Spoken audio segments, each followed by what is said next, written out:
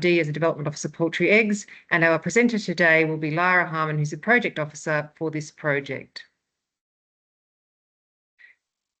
So what are we going to do? We're establishing a small-scale free-range egg farm on a property called Tokal at Patterson.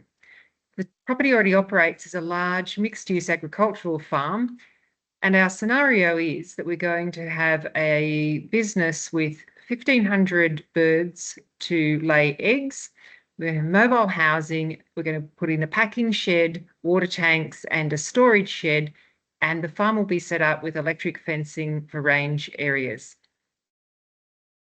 As we work through the presentation, the main thing is to keep in mind that you can access myFarmplanner via this particular URL, and we'll get started now on the demonstration, and Lara will show you how the tool works. So, welcome to myFarmplanner. You can access myFarmplanner by going to myfarmplanner.dpi.newsouthwales.gov.au. You can find this also in a Google search as well by typing in myFarmplanner. So we're going to do a new farm today. So welcome to the tool. We've got our introduction page and how it works and which industries are related to. So property information. So as mentioned, we're going to look at Tokal College. And as I search in, it's putting some information about it. So it identifies the local government area and the lot DP associated to it. At the same time, we're also looking for a map of our property. As we can see here, our property has come up. So if you don't recognise this property, it might not quite be the right address. We've also identified which property zones you're in. So this particular property is in two zones, RU1 and RU2. Of which are both well suited to agricultural as well. And we also list out your council contact details. So if you need to contact them at any point during looking at this, then you can do. So we do have the map has loaded in of the property. We do have some layers associated to it. At the moment, some are showing, and you can see that right here. Some are not. One of which there's not is the bushfire prone land. So where you've got this eye for visibility, we're going to click on that. So we're now showing. So actually the property we've selected today is all in a bushfire zone. So that will influence how we can plan for this. We also have some watercourse areas. As you can see, we've got a river going through, and in the property there is a wetland as well. So what do I want to do today? So let's go to next. So the tool is built for multiple industries. Today we're going to have a look at poultry. I'm going to click on poultry and I own the property. It's worth noting that this was funded by the Storm Relief Programme. So we do ask some questions around if you are rebuilding, and this is just for information purposes only. We also have reference to any agricultural grant programmes that are currently running, and this can be updated periodically as well. So what am I going to do? So we said we were going to have a new farm with 1,500 chickens and an egg facility and some buildings as well. So I want to develop a new farm between 1,000 and 10,000 birds. It's going to cost me less than 3 million. It's worth noting that as we go through the tool, some of our questions will influence some of the answers on the last page and in summary as well. We do have some external links to understand some of the questions as well as some prompts in that. So we're going to go with eggs. We decided I'm not refurbishing existing structures because I'm building brand new. I'm going to say no. And we mentioned about poultry infrastructure and farm building. In this particular case, we're going to do mobile free range system. Also a hay shed. Let's go with feed storage shed, and we'll leave. As mentioned, we do have tooltips that we can hover over. As you can see here as well, we've got a collapse, so we can collapse each section. Some of these sections are quite lengthy, so we have the ability to do this. We do have some water questions for water management and fisheries impact, as mentioned before, and as seen in the map as well. We will be near some water. So I'm going to say yes for, is your proposed building earthworks near 400 meters to the top of the bank. Undertaking works within or under, we're going to say no.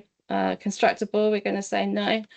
And this is all feeding the summary information. So if there's something to consider during this time, this will show on the summary page as well. But as mentioned, it is new property, so it's likely that we will need to clear vegetation and we will be taking undertaking earthworks. And as said, property summary, so development details of poultry, develop a new farm, less than 3 million, poultry and infrastructure farm building, and the type as well. So here is the fun bit, here is the map. So I'm going to be drawing my development out. So you'll recognize this from the similar page from the address page. Essentially this time, along with the layers, we also have some interactive tools as well. I'm going to zoom out, so I want to build up in this particular area. So I can click on my draw a polygon. And because I've selected poultry, the options I get are poultry related. So we're going to go with a poultry farm. And I can choose that. So I'm going to click on my mouse to do my first point. As I'm drawing, it is showing me the meters. And at each point, I can go back to the beginning to complete my structure. My structure is here now. I can click on it and give me some details about it. So it's in an RU1 zone. Development risk is medium. This is called what we call a rules code, essentially. And development considerations within bushfire land or within a kilometre of an existing building. It's also given me a verdict. So development pathways. We've got a local development integrated. So it does say that development or activity may need a license permit or other approvals from public authority. So this is saying that we don't necessarily, we will need to submit a development application through New South Wales, but it's not prohibited. If it was prohibited, and I'll show you an example of this. So I can move my structure, and this is my property boundary here. I shall move my structure outside of my property boundary. So it's looking up that rules as code again and returning a verdict of prohibited development. So if you were to build your structure in an area within the property boundary and it did turn red and it did return with a prohibited development, it's very unlikely that you would get authorization to be able to build in that section. So we can revisit that. So actually I was prohibited, but I'm going to move this around. I can pick up and drag. I can change the shape as well and the length of my area. And then when I click off, it calls the rules code again. I also mentioned that I was going to do a processing plant.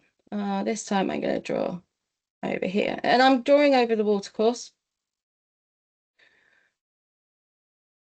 And although we say local development integrated still, if I click on here, it does say poultry processing, and this time the development risk is high as well, because there's further consideration. So I've actually still within the bushfire prone land, but actually within biodiverse land, and also 100 meters of a water course as well. And I did mention that when I answered the questions that I will be building near a water course. So I've decided where I'm going to build. I've decided what I'm going to build and how large it is. And I'm happy to move then on to what would need to be my next steps. So we do summarize here for you the next steps that you need. It does have an exclamation mark. That's because I haven't taken a photo. So it might be that there's a mandatory field if you were going to send this off to DPI. But in this case, because I want to save my drawing so that I can take a snapshot of what I've drawn and it can be then presented in the PDF report if I wanted to send that to myself. So in the summary and next steps, I'd again have an image. Essentially, this is now a zoomed in image of my infrastructure and of my buildings that I want to do. It is still interactive in that I can zoom in and out, but like the address one, but unlike the map page, I can't edit at all. So we reiterate around the farm development, what you propose to do, who your council contacts are, and what your development pathway particularly looks like. There's also a quick summary of all the considerations that you may need to have, such as approvals, permits, and license. And as mentioned, we are in a bushfire zone. We are around fisheries impacts. And also we'll need approval for clearing native vegetation because that's what we answered in the form as well. So these sections have all the necessary information that you might want to or might need to consider, as well as hyperlinks out to relevant pages as well. Right, you can collapse a section so you don't have to keep scrolling all the way through.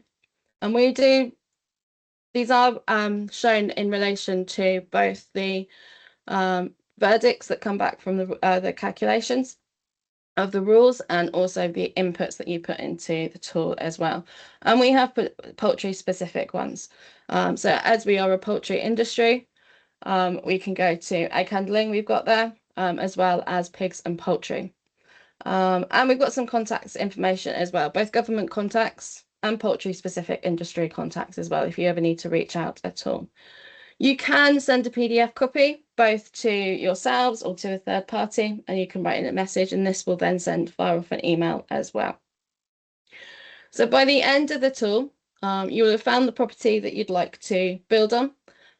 You will have answered some questions around that particular industry and what you'd like to do with that. You've drawn on the map essentially what you want to do, and then you'll find out your next steps. The tool is easy to use and easy to navigate, and it does return responses that are nice and interactive and quick to use.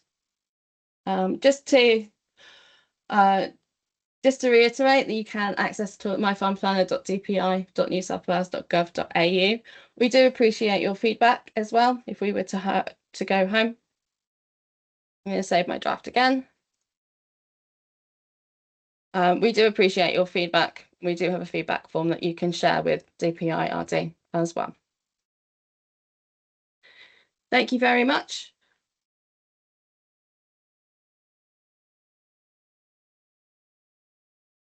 Super.